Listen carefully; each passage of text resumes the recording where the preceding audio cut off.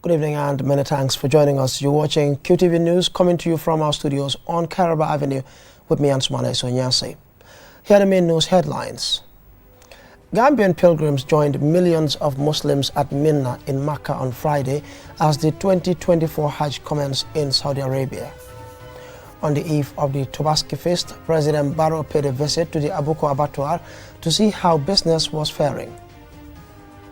The Inspector General of Police hosted journalists on Friday for his maiden press briefing to give an account of success, challenges and implementation of the Gambia Police Force strategic vision since his appointment 3 months ago.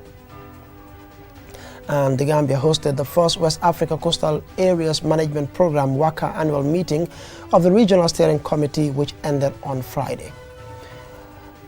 Banjul Mayor Rahim Malik Low, through Rafaela Gambia chapter in collaboration with the Chinese Embassy, on Saturday inaugurated a 12,000-litre borehole in Jara Dasilame village in the Lower River region. And in international news, today, 14th June 2024, is World Blood Donor Day, giving us an opportunity to raise awareness about the critical importance of blood donation. Well, stay tuned for more on this and other stories.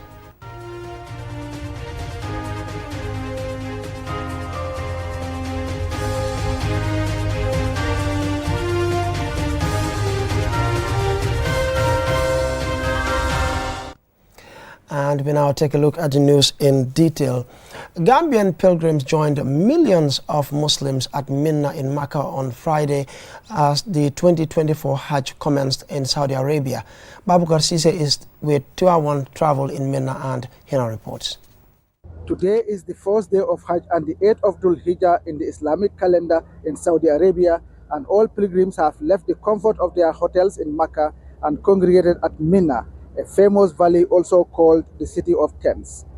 This is where Prophet Ibrahim alayhi wasalam was ordered to sacrifice his son Ismail in a dream by Allah. When we arrived in Mina, it was a whole lot of a different environment for me. Lots of people, everybody in white, and tents all over. I've never seen this in my life. This is my first time seeing such. And to my understanding, the Hajj starts today. So we are all engulfed in under tents with beds so close to each other. So it shows the humbleness of what we should be to prepare ourselves for the life after. We thank Allah that He gives us the strength and willpower to be able to perform this holy journey. Mina also contains the Jamarat, the stone pillars which are pelted with 49 stones by pilgrims beginning on the day of Idul Adha for 3 consecutive days as part of the rituals to chase away Shaitan. By going to Arafat, we have to start here by praying our intention and preparing us to be able to do the Hajj, because without Arafat you don't have a Hajj. We are very happy and grateful and thankful to Allah for choosing us to be here, because without that we will not be here. Particularly people like us, we have tried for 5 years trying to come, but Allah did not ordain it that time. But today it has done it, and Alhamdulillah Rabbil Alameen. We thank you, we thank QTV for providing all the opportunities for us to perform our Hajj. All the pilgrims will spend the day praying to Allah for His mercy and ask Him for His forgiveness. The way that we dress, the way that we all sleep in the tents next to each other, each having just less than half of a meter, and it has been described as the size of one's grave. But most importantly, the fact that we are all dressed in the same way with these 2 pieces of cloth, where you are rubbing shoulders with kings, presidents, diplomats, millionaires, poor, rich, it doesn't matter whatever the social status of the individual is. Today we are all exactly the same.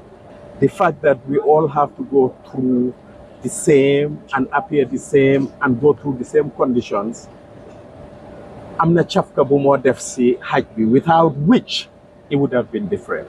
Mina is important because it is here that rams are sacrificed or slaughtered during the day of Idul Adha or Tobaski, which is on Sunday. All the pilgrims will leave Mina tonight and congregate at Arafat tomorrow, Saturday, which is the most important day of Hajj. Babakar Sise, QTV News, Mina, Saudi Arabia. Well, wishing all pilgrims a successful Hajj. Now, on the eve of the Tobaski feast, President Barrow paid a visit to the Abuko abattoir to see how business, especially ram sales, was faring. Here is an excerpt.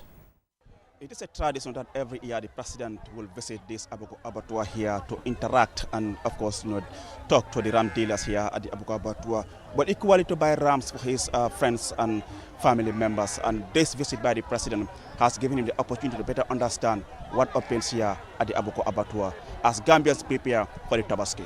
It's always a pleasure to be here because this feast is a very important feast in the Muslim calendar.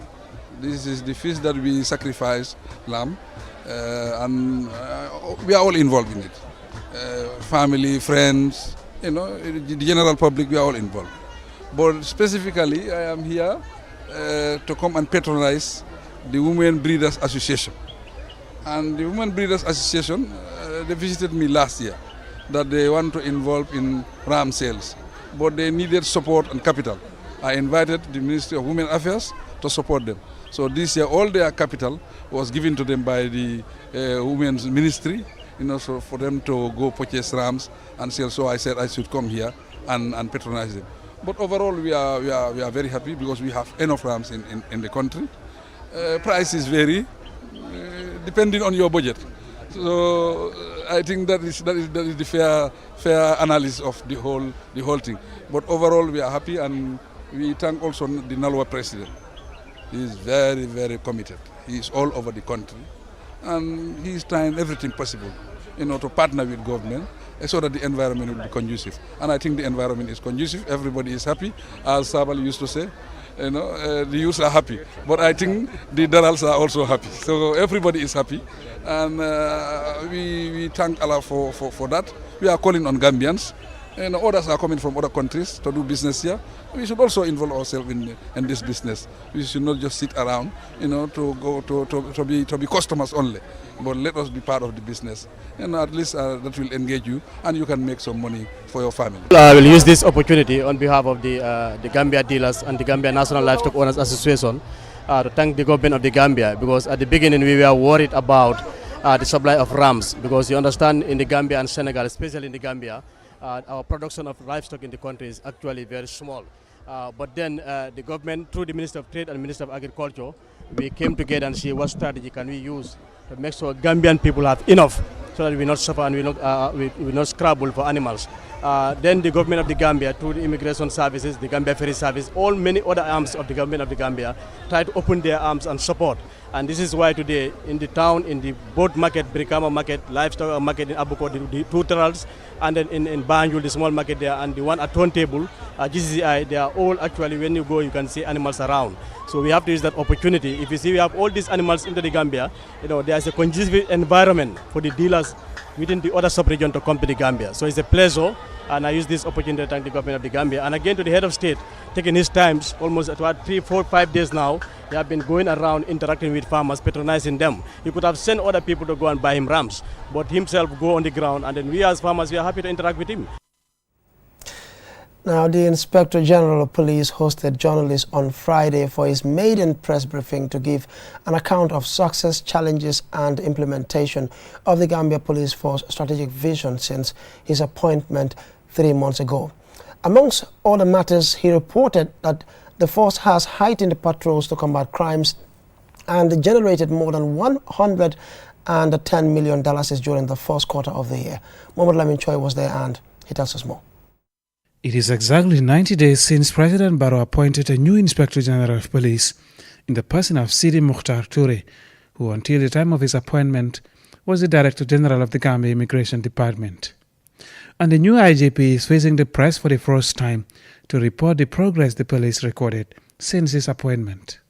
Intelligence-led gathering, robust day and night patrols to prevent commission of crimes, continuous training of professional personnel to maintain their effectiveness, strategic deployment of the police intervention unit and the anti-crime personnel across the country to provide armed support to general duty police officers and other sister services. Regular sensitization on crime prevention and road safety, and also the establishment of the highway patrol unit.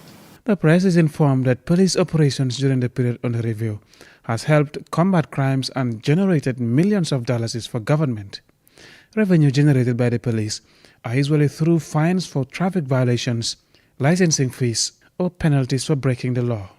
During the period under review, and that's the first half of the year, we have generated a revenue for the central government amounting to $111 million thus far. We have also provided 5 vehicles to the police intervention unit, the crime management, and the highway patrol to enhance their operational effectiveness. The success reported were recorded in the face of critical challenges which significantly affect police operation to prevent and manage crimes in the country.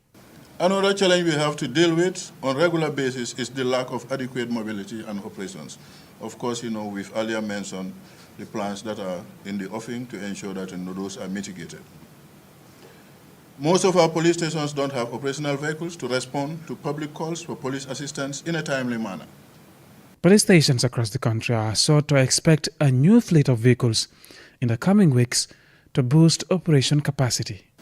We are also optimistic that in the next coming weeks, hopefully, inshallah, we will be supported with at least 20 vehicles to mitigate our operational challenge. The lack of a forensic and DNA capability is a serious capacity gap affecting police investigations and prosecution of crimes. The IGP reveals that the police is working with partners to resolve this problem. In the near future, the police plans to improve and expand its infrastructure. The model police stations and barracks for PIU and ACU personnel could be better. Plans are underway to construct 6 more model police stations in the regions to address this challenge. Land disputes, drug abuse, and hate speech are among the issues the new IGP pledges to tackle in accordance with the law. The Gambia Police Force is responsible for maintenance of law and order in the country. In line with that mandate, the IGP reassures the public a Gambia that is free and safe for everyone. Mahmoud Lamin Choi, QTV News. Now, the Gambia hosted the first West Africa Coastal Areas Management Program, WACA, annual meeting of the Regional Steering Committee from June 10 to 12, 2024. This event brings together project implementing countries and partners to assess progress, exchange knowledge, and strengthen partnerships. Lena Igwenyiba reports. The $630 million West African Coastal Areas Management Program, WACA project, implemented in 9 countries including the Gambia, aims to combat erosion, flooding and pollution and enhance the resilience of coastal communities with a focus on women. Manon Pascal Cassara, an environmental specialist representing the World Bank, provided insights into WACA's mission. Since 2018, WACA has been committed to the most vulnerable coastal populations, as well as the economies of the coastal countries whose prosperity is challenged by the degradation of the coastal environment. Our mission is to help countries and regional institutions to support the sustainable development of these coastal areas.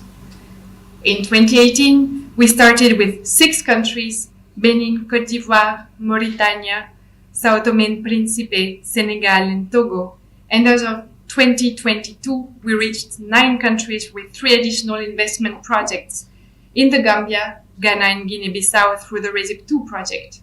Rohi John Manjang, the Minister of Environment, Climate Change and Natural Resources, emphasized the project's role in managing coastal resources and reducing risk to coastal communities.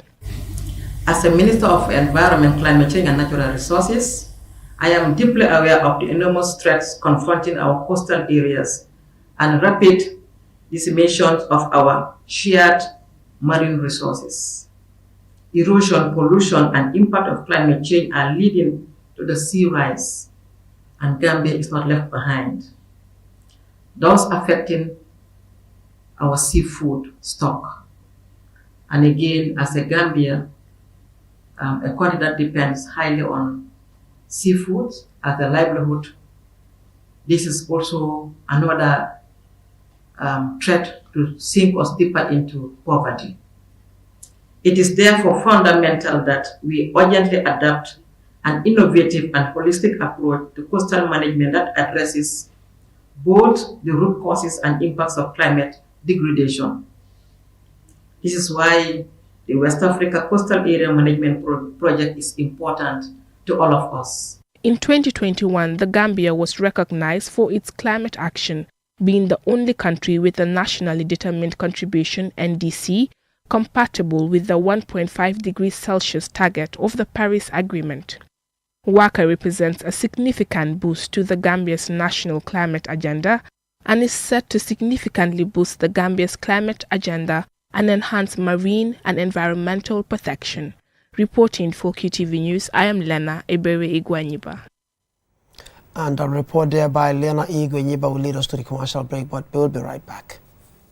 Get a QCell SIM card for free. Yes, absolutely free. Walk into any of our customer care centers and get a SIM free of charge. With a QCell SIM card, you can get the fastest and the most reliable internet plus wide range of amazing services. So rush now to any of our care centers and get a free SIM now. For more information, call our customer care on 111. QCell Sunyubus.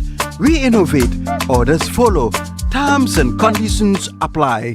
Tubaski Fiesta! Celebrate this Tubaski with the biggest and the cheapest data and voice promo in the Gambia. Get social media bundles for all your favorite sites: Facebook, Instagram, WhatsApp, TikTok, Snapchat, Telegram, and X for as low as $15 for 100 megabytes or $60 for 1 gigabyte. You can't beat that! Or buy the Kacha bundle and get 1 gigabyte data with unlimited voice calls for just $100 and stay connected with family, friends, and loved ones. Dial *343# and choose option 1 to subscribe. So rush now and be part of the Tubaski Fiesta with QCell. For more information, call our customer care on 111. QCell Sunyubus. We innovate. Orders follow. Terms and conditions apply.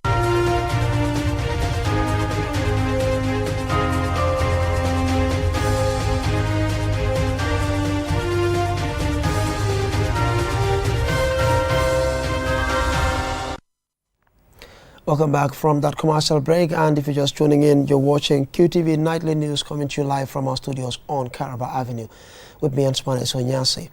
Now, Mayor Rahim Malik Low of Banjul, through the Rafela Gambia chapter in collaboration with the Chinese Embassy, on Saturday inaugurated a 12,000-litre borehole in Jara Dasilame village in the Lower River region.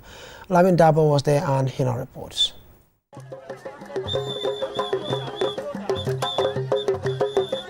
President of Rafela Africa, Mayor Rahim Malik Low, and her entourage received a rousing welcome from the beneficiary community, who were joined by most of their sister villages in Jara East District.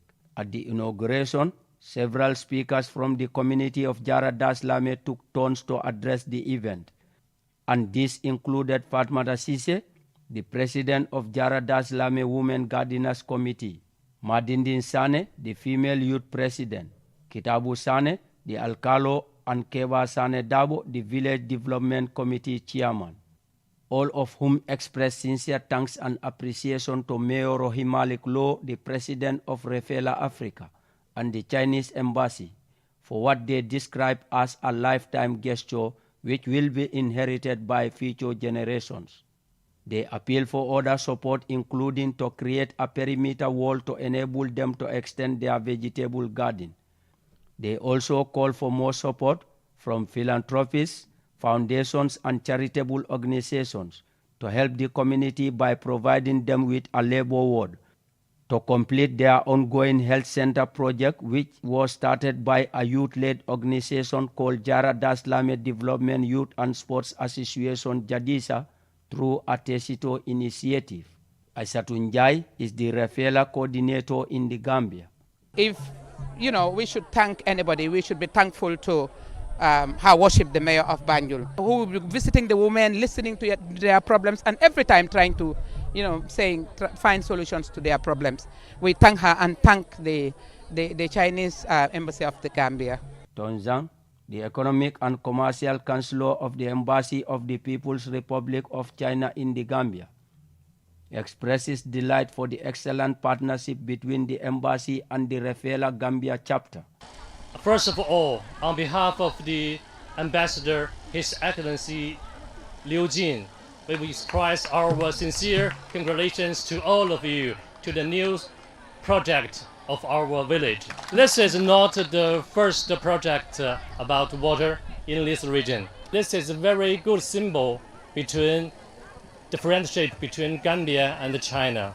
Here is Mayor Rohimalik Low, the president of Rafaela Africa. The 2030 SDGs are here to empower us.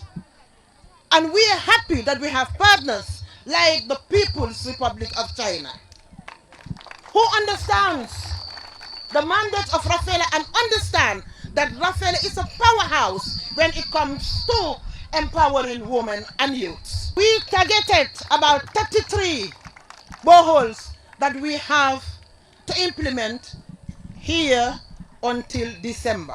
Your Excellency, I want to just say that we have about 3 boreholes to implement again in LRR. Rafaela's mission is to be the engine of change for equitability, empowerment of women and girls, protection of vulnerable children, and inclusiveness of all categories in difficulty.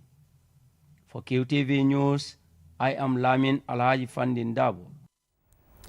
Now, we understand there was an accident on the Brikama-Banjul highway, around Lamin to be precise, and our colleague Momodu Gajaga, who happened to be one of the witnesses, is on the line to give us an idea of what actually happened. Gajaga, you were one of the witnesses to this unfortunate incident. If you could tell us what actually happened. Yes, so I was caught up in traffic coming from Brikama. I was on my way to work. I'll have to pass by the office and then go to GRTS for the coverage of the European Championships, which opens today between Germany, the host, and Scotland. So all of a sudden, I realized that it's only one lane in the dual carriage that is being used because the president was coming from the Brikama end going to around Abuko. So all of a sudden, just in front of us, we saw a fuel tanker on the way going to Abuko area, just around the Laming petrol station. Almost, in fact, that's exactly where the scene happened. You know, the driver lost control and he started hitting the vehicles in front of him, wrecking almost about 12 of them in counting. Almost about 11 up to 12 vehicles were damaged, others very, very seriously. I saw a woman being lifted out of the car in distress, seems to be in kind of a pain. I saw somebody also limping as well. So those are the only 2 people there, I would say. They appear to be injured. This I cannot confirm, but this is what I saw. So I saw several cars being wrecked after this incident. Almost hundreds of people who were on their journey, others going towards the Serekunda end, and you have others coming from the Serekunda end going towards the Brikama end, had to completely leave, disembark from the vehicles, and they were walking and trekking to the different places they were going to because traffic wasn't moving at all. We were stuck there for 1.5 hours before we even moved from the Lamin petrol station to around Abuko, and it took us 1 hour 30 minutes just to get to the Abuko abattoir. Well, thank you very much, Gajaga. I'm afraid we're pressed with time, but we appreciate you talking to us and sharing those details with us, wishing all, who were affected by this unfortunate incident, especially the victims, swift recovery. And we would bring you more details of this unfortunate incident in our subsequent news bulletins. And from that, we would now move on to international news in a moment.